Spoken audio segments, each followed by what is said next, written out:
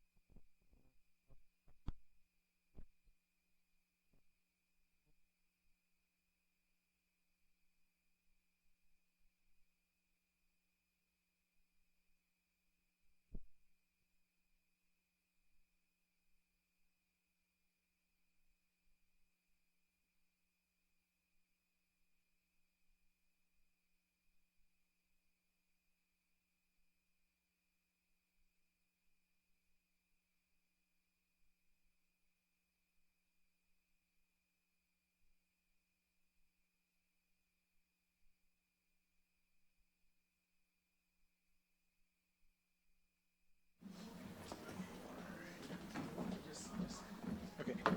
Um, Hello, everyone. Thanks for coming here in this session.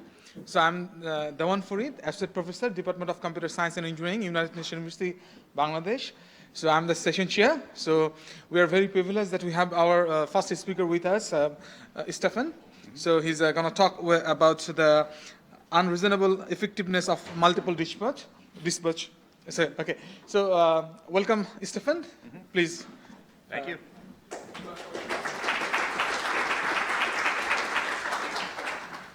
All right. Is this the right mic to be in, or should I use this one? Okay, this one. Yeah, this is much better. It's a little far away.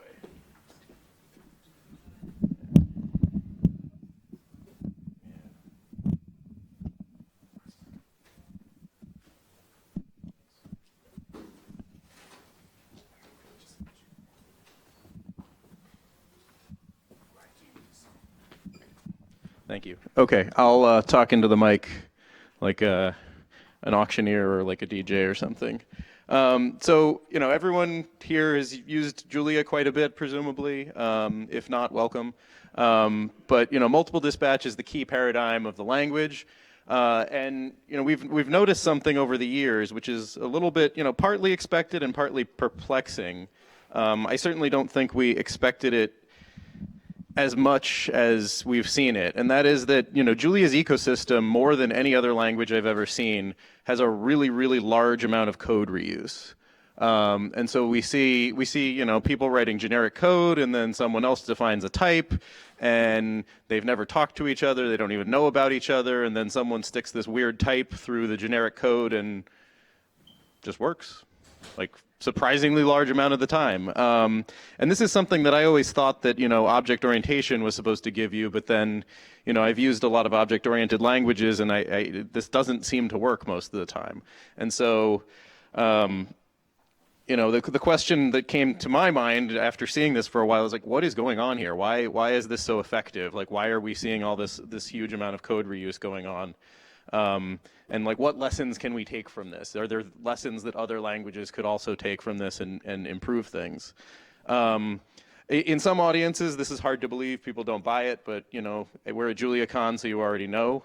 So I'm just going to delve into why I think this is happening. But first, an example. So this is one of my favorite examples. This is from Chris Rackauckus. He's written all sorts of crazy, very generic differential equations packages. You can do, you can put dual numbers through them, and you can put all sorts of big floats, whatever you want. And at some point, he realized he wanted to have error bars on one of his plots. And there's this measurements package which sort of tracks the error with a value, but also with an error, and it sort of does some tricky stuff to make sure that if x minus x actually cancels the error. It doesn't have twice as much error because it's the same number. So it does that stuff, and he just and they have this nice syntax, the standard, nice Julia Unicode plus minus. So 9 point, for gravity, the gravitational constant 9.79, plus or minus 0.02. Same thing for the length of the pendulum. We don't know it exactly. Same thing. We don't know the initial speed and angle precisely. And so on. So then, you define this little pendulum and you just put it through an ODE solver and bang, like the whole thing works. And you get error bars on your plot. What I'm not showing here is that the plot calling code is also completely generic. You just put measurements into the plot, and the plot knows how to put error bars on it because the value is a measurement and not a precise number. So the whole amount of like composability and genericness here is just kind of mind-blowing. You're like, how does this possibly work? But it just does.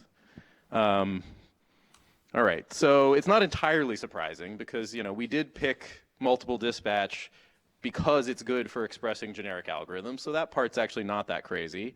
But it's one thing to know that in theory, and it's another thing to see it in practice and see it actually working. I feel like people feel like single dispatch and, you know, function overloading in C++ should work like this, and, you know, it often doesn't. It really kind of breaks down for some reason. There's also more than going on than we anticipated. It's more than just generic code, and I'm going to get into what I think that other half of this situation is. It's basically there's two kinds of code reuse, and they're quite different. So generic algorithms is the one people think of immediately, and it's sort of the, you know, the rock star of the two. But I actually think that possibly the more powerful one is the ease with which we can share common types between a lot of different packages without methods getting in the way. Like, you know, you don't have to agree on what the types of methods you want for a type are. You can just be like, well, I like this RGB thing. I'm going to do a bunch of very different stuff with it, but the basic structure makes sense to me. So these stem from different aspects of multiple dispatch. So as a prelude, because this always comes up, and I feel like it's always a question. I had to work on coming up with an example that shows the difference. Everybody always asks about function overloading in C++. Java also has it. Various languages have function overloading. And superficially, it looks just like multiple dispatch. So why is it different? What is it? How is it less powerful? So it's not just C++, but that's what the example we're going to do is. So I'm going to start with an example in Julia. This should be very easy and familiar. We define an abstract type pet, and then we subtype it with a dog as a dog and a cat. They both have names. There's a little bit of code repetition, but generally it's pretty clean.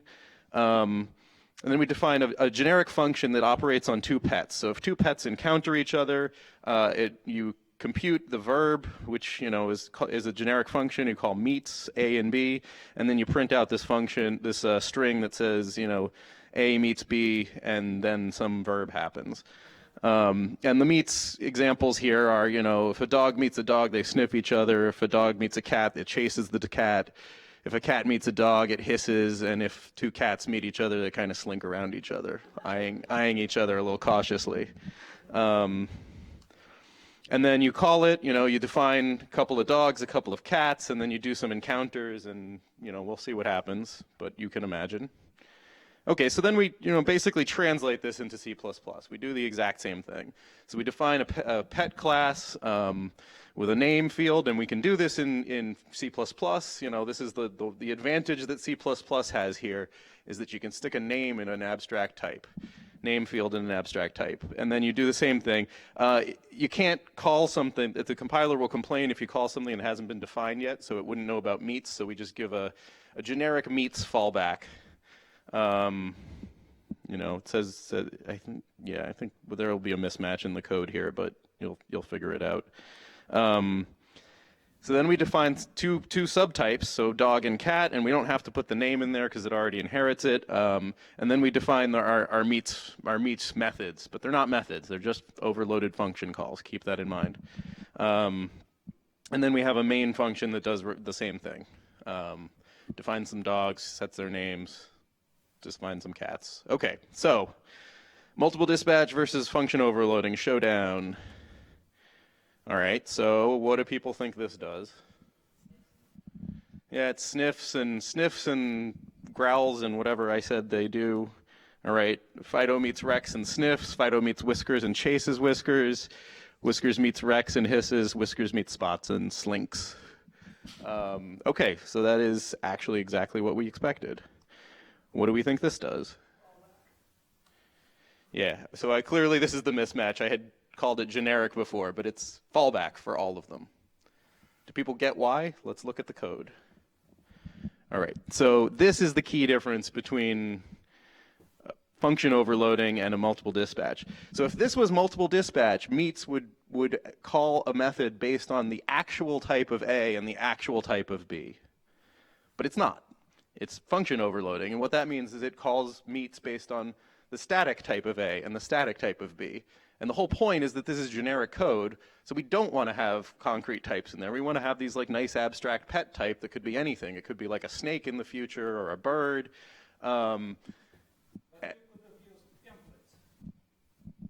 That's also completely static.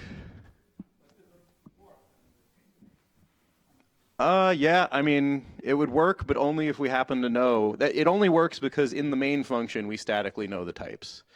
So it's not very hard to then go a step further and contrive a situation where you're like, well, we actually don't know the types until we're running the code. So yes, it does get you, templates do get you a little further, but it's still static. Someone has to know the type at some point, and that's the key. With multiple dispatch, you don't. You get the right behavior regardless of whether, it's specialized to the thing you actually wanted. So essentially, to me, I look at this and I'm like, yes, multiple dispatch is the thing that does the correct thing, and everything else is just a bad approximation of the correct thing. So anyway, hopefully that's clear to people. All right, so perhaps this table will make some sense, perhaps it won't. This is basically just levels of dispatch. So there's, programming language with no dispatch, like C. You write f of x, comma, x1, x2. It doesn't dispatch on any arguments. That just means it calls f. There's only one definition of f. That's the thing it calls. The expressive order is constant. It doesn't give you, you see some code, it does exactly one thing. Then single dispatch is, pretty big breakthrough. People were very excited about that with object orientation in the, 90s and 2000s. You write x1.f of x2, which is one of the things people like about it. It's got very cool syntax. You can chain things. It's very nice. And then you get this extra expressive power, right? So you dispatch on x1. The notation in this fourth column is that capital X is sort of, think of it as the set of possible concrete types that X1 could take on. And the expressive order of this thing is it could mean a linear number of things in terms of how big that set is. But then we get to multiple dispatch, and you're like, okay, well, we're going to dispatch on all of those things. And potentially, this means that we could take the product of the number of types that each of the arguments could be. So, clearly, we don't usually want to do all of that. That's a huge space. But the real key thing is that you can patch into any little square in that space of possibilities very easily and trivially. And that's really powerful. It's exponentially more power. And we'll see what that means. All right, so let's talk about generic code. This is the rock star part of multiple dispatch.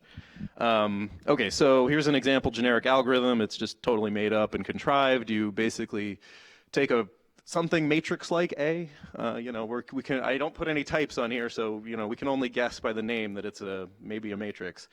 V's is a vector of things that are vector-like, and then we take an inner product, and then I have a fallback definition for what an inner product might be.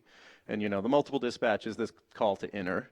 Pro tip, which is sort of tongue-in-cheek, to write highly generic code, just leave off all types. All right, so look, ma, it works. It's not that exciting. It does something. It computes a number. Okay, but the code is generic. Any A, any V's. Oh, I used to have a W's, but forget that. If they support the right operations, it works. It's classic duck typing. The code is arbitrarily efficient, and by that I mean that if it's for dense vectors, it'll do the right thing. It calls it has loops and makes BLOS calls. But if you stick some static arrays in there, it'll specialize on those static arrays, and those calls will be really fast. You'll get unrolled loops and vector operations, and this is a snippet of the inner loop of the static arrays version, and it's like, yeah, that's some good vector code. All right, but but it also works for new types and can be super duper efficient, not just super efficient. So let's define a new type. This is a real type that's actually used in a lot of machine learning work. It's a one-hot vector, and basically a one-hot vector has a single one in one dimension and zeros everywhere else. It can be represented very compactly. All we need to do is remember, how long it is and what index is not 0. And I mean, this is literally the entire definition, pretty much, in the actual package that defines this, which I think is Flux, but it could be one of Flux's dependencies. So we define how to make the size, it knows its length, and then basically, to get an index, you just check, is this index the one that's not 0? That's it. It's very simple. It also works, very exciting. But it uses generic fallbacks, so this is not good. This is not hot. It's a one hot vector, but it's not hot at all. It's very, very snowy. So, the fallbacks, they work, but they're often suboptimal, and this is a thing we encounter in Julia quite a bit. You're like, oh, it's calling a generic fallback. That's why it's taking 5 hours to run this GPU code. All right, so breaking down the computation, inner calls a general method that does dot v comma a times v. AV calls a generic matrix multiplication, which iterates through the columns of A and multiplies them by each entry in V. And then it returns a copy column of A with type vector float 64, and then dot calls a generic dot product implementation, which does indexing into every index in one hot, which is sort of pointless because you're like, is it 1 yet? Is it 1 yet? Is it 1 yet? And then eventually it's 1, and then it's like, oh yeah, great, and it keeps going. We can do much better, right? Like, for example, the matvec could be much better. All a matvec with a one hot vector does is select a column. Okay, so let's just define a method. That's all we need to do. And this is really powerful, right? We just, we're like, okay, let's dispatch on that second argument. Who cares about the first argument? And let's just index into that column of the matrix, and that'll be fast. Let's not do this whole iterations thing. And we can do even better, right? Inner, we can just directly optimize inner, because if you have a vector on the left and a vector on the right, and they're both one hot, then all you're doing is indexing a scalar. You're just picking out an element of the matrix. This is, super, super efficient. And all you need to do is define that method, and then you get that. So then, you get super fast code. I'm not going to show you because, I don't know. What are we going to time it? It just picks out a scalar. It's very efficient. Okay, so it's not just for optimization, of course. There's cases where, in this case, we just had correct but slower implementations that we patched. And so the fact that we could just patch like arbitrary little bits of that large product space of types is allowed us to just sort of pick out exactly, oh yeah, right here I want you to do something different. Same behavior, but much better performance. But we can also do things like, fill in missing functionality, and we can do it with minimal effort, right? You only need to fill in the functionality you actually use. It's a nice thing about dynamic type systems. And sometimes you need like varying behaviors because it's just nice. So I want to do a different thing on a dict than I do on an array, so on. Okay. What would you do in a single dispatch language? It's possible, but it's pretty nasty. So you need to dispatch on the second argument, not the first. So you can do double dispatch, which basically means you have a definition that dispatches on the first argument and then calls a inverted method call where the second argument becomes the first argument. You could call it like underscore underscore rmul underscore underscore, for example. That's what Python calls it. And it's a standard pattern there, but it only works for plus and times, I think. So it's like, okay, well, that solves the problem if I happen to call my function plus or times. Otherwise, you're out of luck. And in C++ and other languages, you have to roll your own. So, okay. What about the inner thing? Well, now we have 3 arguments, and we want to dispatch on all of them. Or at least the first and third, right? So it's unclear how to do this in a single dispatch language. Triple dispatch is not a thing that I've ever encountered in the wild. There's no good solution. And so what ends up happening is that when people encounter this sort of thing a lot, which you do in numerical code especially, these systems end up building their own dispatch systems, and you see this a lot, like shockingly much. There's like dozens of Python projects that have multiple dispatch systems built into them. They end up being ad hoc, poorly designed, buggy, and slow because it's better to have Jeff Bezanson do the work for you and like really nail it. Okay, so that's the generic programming part. The flip side of this is common types, right? So this is I really think the workhorse here. This is why we really see code reuse. So suppose you have an RGB type, like the one in color types. It's simple. It just bundles 3 values together. Let's, for simplicity, say it's not parametric, but it could be. It comes with some basic operations that the author thought were reasonable. But then suppose someone else comes along and is like, I want to do some other stuff with RGB types. That seems like a reasonable thing to want to do. I have this example of color vector spaces, which makes color RGB types act like a vector space, which is not, it's not strictly true because you should go through the hue space, but it's close enough and it's efficient. So in Julia, you just add a method for your RGB type in your own code, and there's no problem. It works for existing operations and it works for new operations. Hunky-dory, no problem. We don't even think about it. We just do this all the time. So what's the big deal? Why is this like, why do we even care? What's to remark about? And surprisingly, this is actually really hard in class-based object-oriented languages, which I will call CBOO for short. So in CBOO, the methods go inside of the classes. So that means, they're literally textually defined inside the class definition.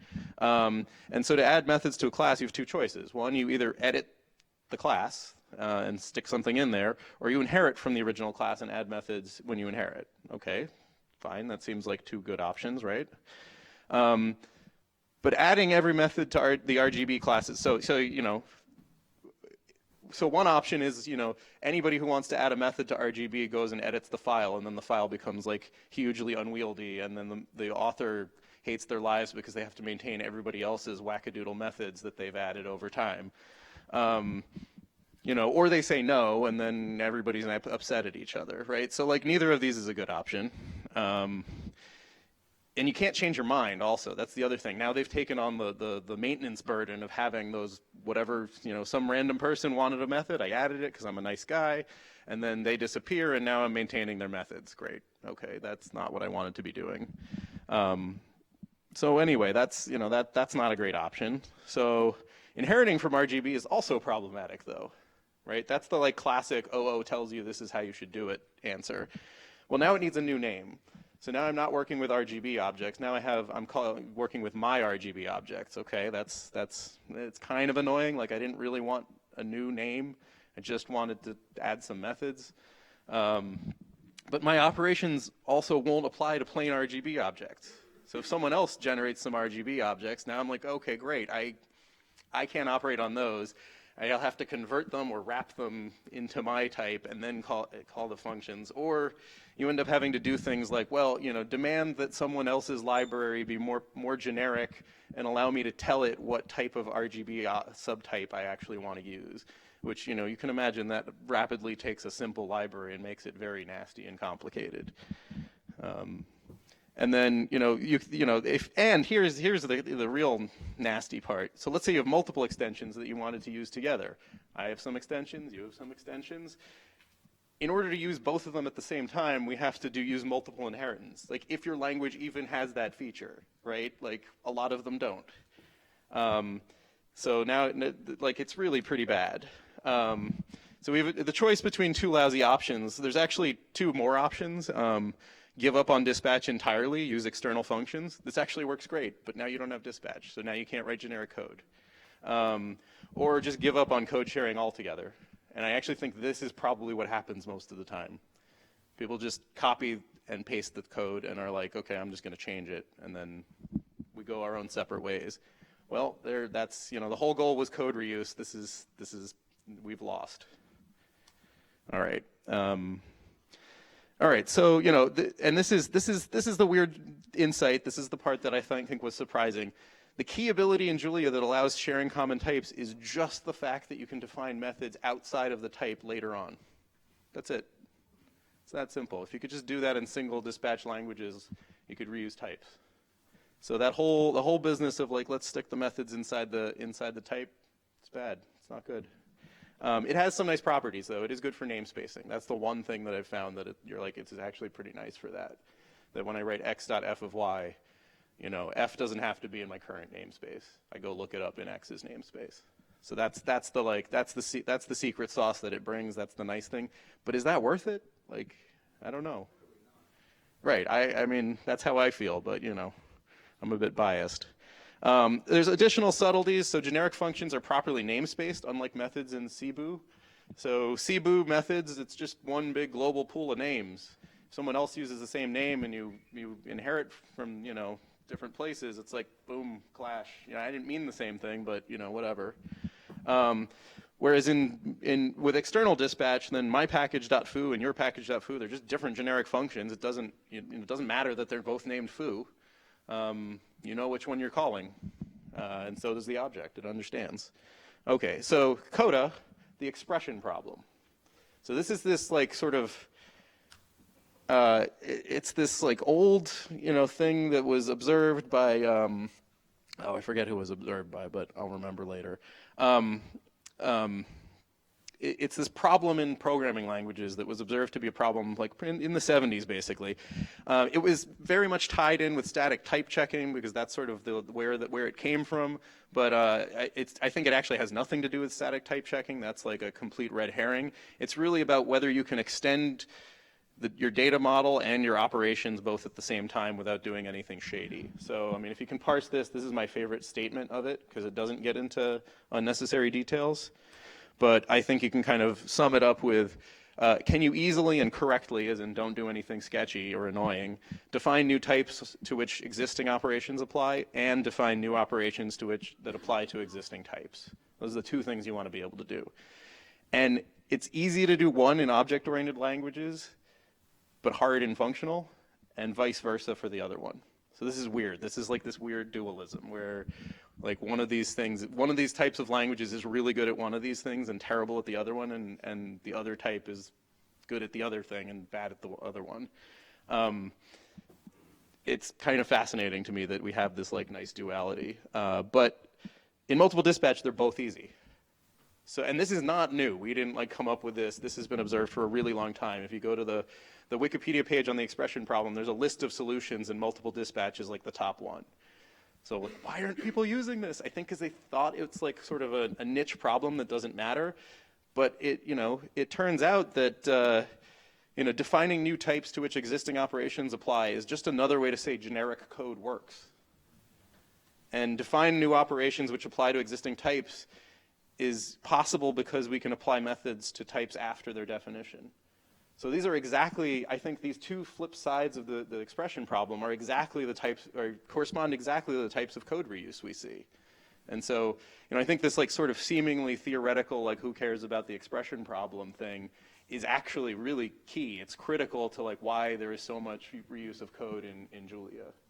So yeah, solving the expression problem allows massive code reuse. Who knew? So just, in conclusion, so Julia has a large amount of code reuse and code sharing.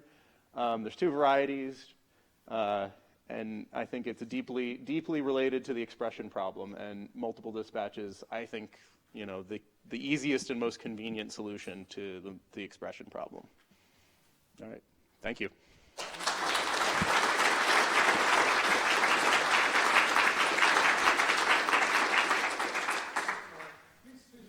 Questions to Stefan? Okay, so this is a non-expert question. Can you go back to your very first 2 or 3 slides about the dogs and cats? Just for clarity, right there. Okay.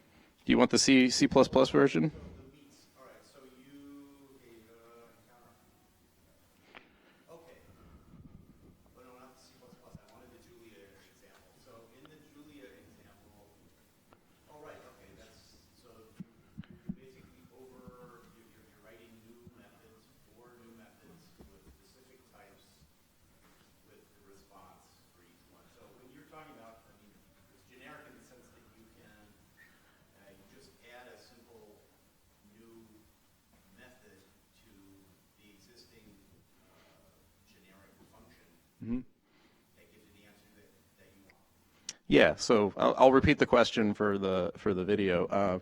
It's basically asking about how this works and observing that the reason this is generic is because it applies to a whole bunch of different types, but then when it comes down to the sort of the meat and potatoes of what it means for 2 pets to meet each other, the implementation that's chosen is the one you want, namely the one that's most specific to that type, to that pair of types. And that has a lot to do with what Jeff was talking about earlier today with specificity, which mostly is intuitive, and then of course he manages to find all the weirdest corner cases. But I never encountered those.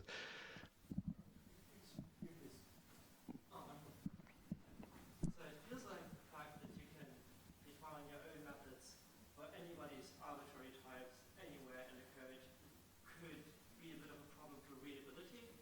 So do you agree, and what do you think would be best to counter that? Yeah, so the question is that the fact that you can override behavior for generic functions, pretty much anywhere for anybody's types is potentially a readability problem.